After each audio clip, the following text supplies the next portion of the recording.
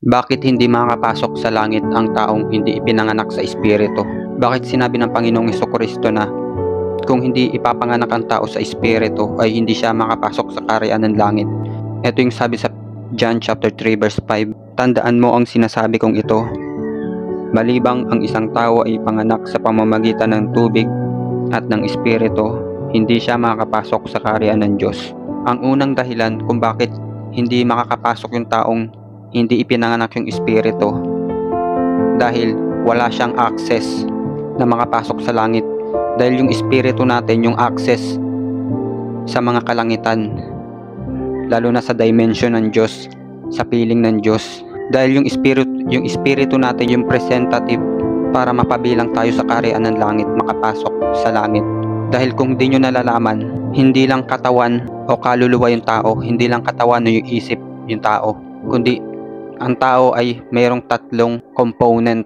Biblically, meron tayong katawan, kaluluwa at espiritu. Yung kaluluwa, ito yung isip natin, yung consciousness, kung paano tayo nag-iisip, nakakapag-desisyon. At yung espiritu, ito yung breath of life na hininga ng Diyos. Nung likha niya yung tao, nung hiningahan ng Diyos yung tao sa ilong. Kaya kailangang ipanganak muli yung tao sa espiritu dahil namatay tayo dahil sa kasalanan. Nung nagkasala yung tao.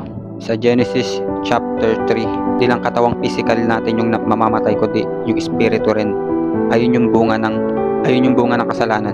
Magbubunga ng kamatayan sa katawang physical, pati na rin sa spiritual. At dahil namatay tayo physically at saka spiritually, ngayon kailangan naman nating ipanganak muli sa espiritu. Kailangan natin ma-restore para magkaroon tayo ng access sa langit.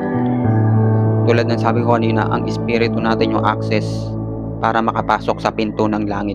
Tulad ng sabi ng Panginoong Hesukristo. Kasi para mapabilang ka sa langit, kailangan ng espiritu mo. Kasi kapag namatay yung tao, iiwan niya yung katawan niya dito sa lupa. At yung consciousness mo, yung kaluluwa mo at saka yung espiritu mo, ma-ascend sa langit.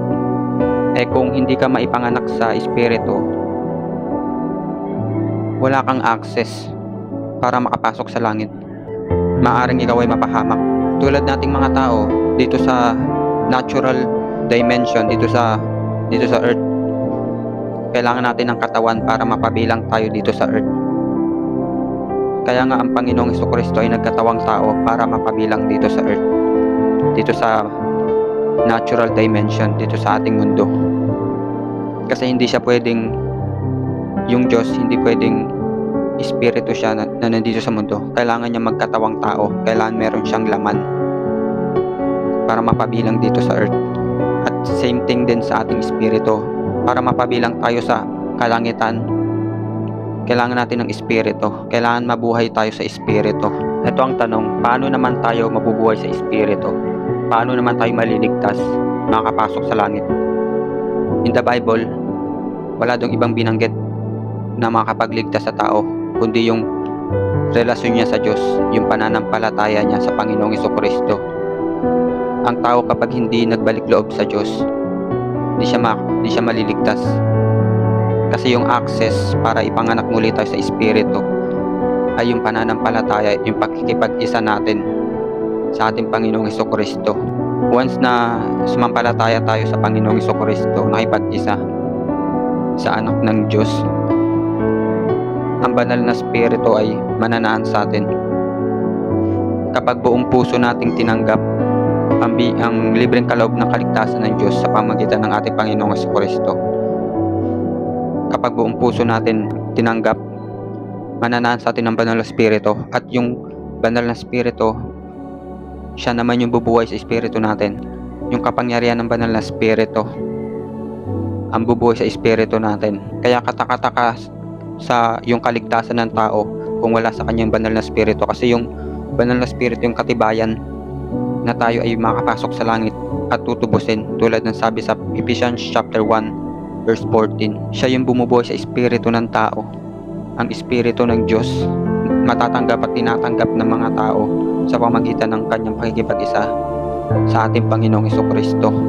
Sabi nga sa 1 Corinthians chapter 15 verse 22, sapagkat kung paanong namatay ang lahat dahil sa kanilang kaugnayan kay Adan. Gayon din naman mabubuhay ang lahat dahil sa kanilang kaugnayan kay Kristo. Kaya kailangan mong sumampalataya, magsisi, magbalik loob sa ating Panginoong Hesukristo. Ayun yung dahilan kung bakit namatay, nagsakripisyo sa krus ang ating Panginoong Hesukristo para sa ating kaligtasan. Ayan lamang ang gusto kong ibahagi sa inyo sa video na to. Kung nagugustuhan nyo yung mga ganitong content ay maaari kayo mag-subscribe at i-like na rin itong video.